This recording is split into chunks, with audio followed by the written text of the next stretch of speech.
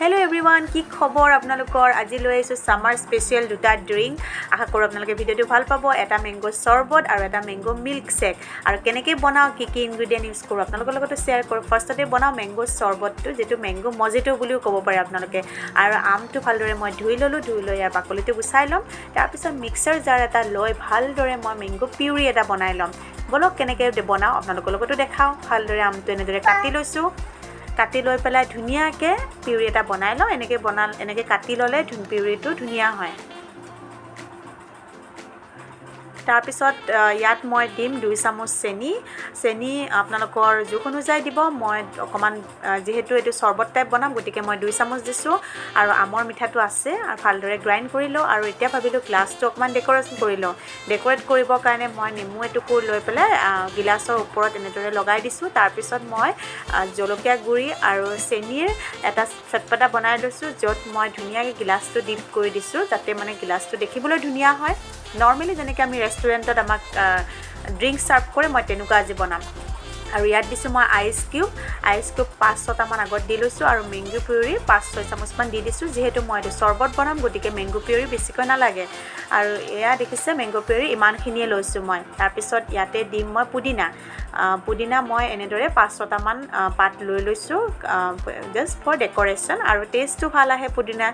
তাৰ পিছত ইয়াতে দিম মই একদম ঠাণ্ডা পানী আপোনালোকে পানীৰ খলনি সোডা ব্যৱহাৰ কৰিব পাৰে যদি সোডা ব্যৱহাৰ কৰে তেতিয়াহলে এটো একদম মজিটো হৈ যাব মই যেহেতু সোডা নাখাও গটিকে মই ঠাণ্ডা পানী ব্যৱহাৰ কৰিছো একাৰণে মই শৰবত বুলি কৈছো আৰু এতিয়া ইয়াত ভালদৰে এইখিনি লৰাই দিম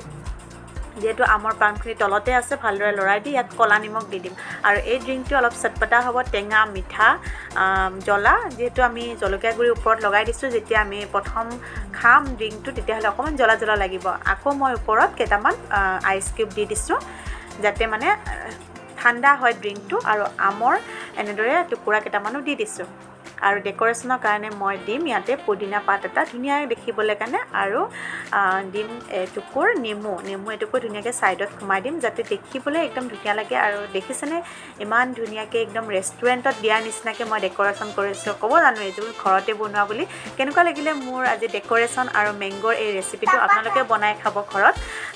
আশা কৰিলো এইটো ৰেচিপি ভাল পালে এতিয়া বলক নেক্সট ৰেচিপিটোলৈ যাও নেক্সট ৰেচিপিটো মিঠা বনাম নেক্সট ৰেচিপিটোৰ কাৰণে আম এটা লৈ লৈছো আমটো ভালদৰে বাকলি গুছাই আগত যেনেকৈ ম্যাঙ্গো পিউৰি বনাই লৈছিলো সেম তেনেদৰে ম্যাঙ্গো পিউৰি বনাই লৈছো এইখিনি প্ৰসেস একে হয় মই জাস্ট দেখাই দিছো আপোনালোকক মই কেনেকৈ বনাইছো আৰু ইয়াত মই চেনি কিন্তু 1 চামুচে ব্যৱহাৰ কৰিম কাৰণ এটো